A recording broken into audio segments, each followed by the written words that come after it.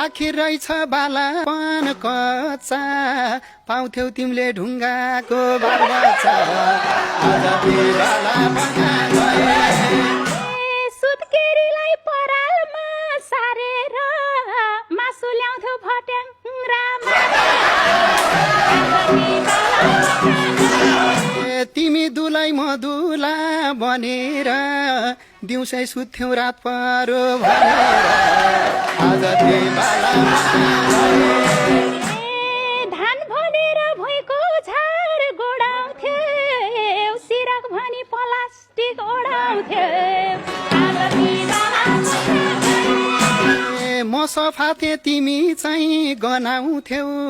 सर्पी थिएन गाउँ फोहोर बनाउँथ्यौ आज फुर्ती नलाउ तिमी हौ गनाउने नाकको सिगान कानसम्म बनाउने मैल परेर भाकी थियौ कस्तो हात निभाथ्यो सुँगुरको काँध जस्तो आज सबले भन्छ दाग लागेल जस्तो छ आज मलाई हेर त कस्तो लाली गाजल लपक्क लारै छ डोड्या छाला चम्किलो भारै छ आज हेरे त्यति फरक त होइन छ छुटेदेखि बढे एकै रहेन जिरो फिगर बनाउँदै गइरहेछौ पिलन धारे झन मर्न लाइरहेछौ आज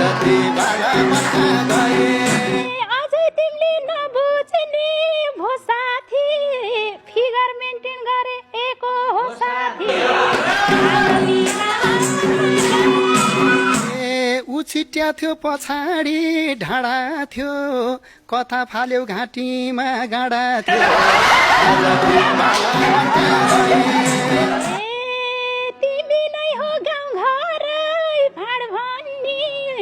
आँखा फुट्ने पिलो लाई गाड भन्ने ठुलै थियो घाँटीमा झोला त पिलो र गाड चिन्दिन होला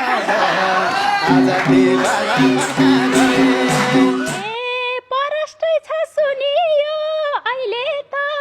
बकबक गर्दै बोल्थ्यौ उनी पहिले नाङ्गै चढ्थ्यौ कटुसको रुखमा मैले हेर्न सक्थिन मुखमा त्यही त नाङ्गै रुखमा चढेर दाँतनी सबै झरे थियो लडेर